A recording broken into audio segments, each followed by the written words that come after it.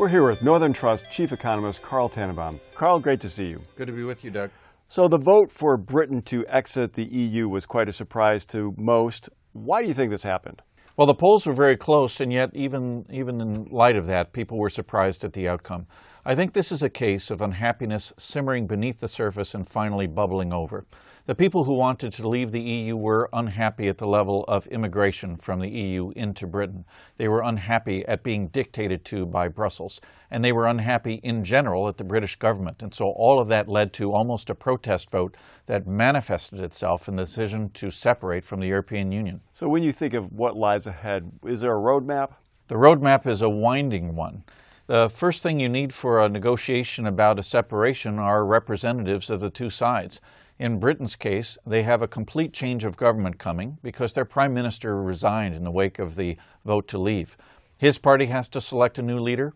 The leadership of the opposition party in the UK is also in some flux.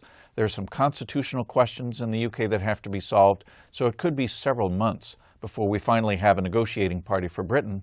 On the other side, the European Union is trying to come together as a group without Britain to figure out what their issues are going to be in the negotiation. So it could be a while before we get the contours of a new relationship. And meanwhile, what are the risks for the markets, global economy? For the United Kingdom, this is not going to be helpful to their economy. Firms who want to do business in Europe may have to look to locate elsewhere, which is going to cost them jobs and investment. There's an uncertainty settling in amongst both firms and individuals there, which might lead them to be more conservative in their spending. The market consequences related to the pound and the equity markets there could also be very consequential. So it could have a very, very significant impact on British economic performance and, by inference, Europe and the world. So is there any cause for optimism here? I may be in the minority, but I really do. I think the reaction immediately after the voting was very extreme and very negative. But when the parties step back, they'll realize that there's a lot more to be gained staying together in many senses than there is in separating.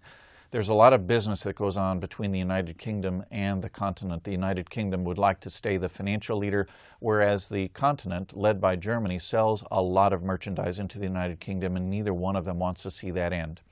The European Union members will want to be seen as being tough against Britain, as a warning against others who might think about leaving. But once they get behind closed doors, I think there's enough wiggle room in the negotiations to come out with an outcome that's favorable to markets and also the global economy. Carl, thank you very much for your time. You're very welcome.